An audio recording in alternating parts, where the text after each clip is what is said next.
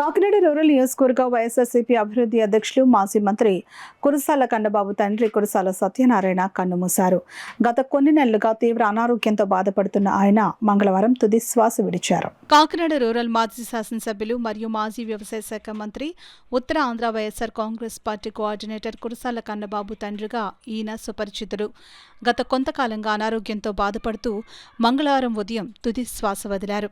కురసాల సత్యనారాయణ పార్థివ దేహానికి సజ్జల రామకృష్ణారెడ్డి, ఎమ్మెల్సీ బొత్స సత్యనారాయణతో పాటు మాజీ శాసనసభ్యులు ద్వారంపూడి చంద్రశేఖర్ రెడ్డి, వంగ గీత, తోట నరసింహం, పిల్లి అనంతలక్ష్మి సత్యనారాయణ, దాడిశెట్టి రాజా, చెల్లిబోయిన వేణుగోపాలరావు, గుడివాడ అమర్నాథ్, రాజమండ్రి మాజీ పార్లమెంటు సభ్యులు భరత్, తోట రామ్జీ, ఆళ్ల రాజబాబు, ఎమ్మెల్సీ పేరావర్తుల రాజశేఖరం, అనంతబాబు, జమ్మలమడక నాగమణి, మత్స్యకార నాయకులు కురసాల సత్యనారాయణకు నివాళులర్పించారు. కాకినాడ జిల్లాలో ఉన్న వైఎస్ఆర్ కాంగ్రెస్ పార్టీ నాయకులు, అభిమానులు, కార్యకర్తలు పెద్ద ఎత్తున కన్నబాబు ఇంటికి వచ్చి సత్యనారాయణకు నివాళులర్పించారు.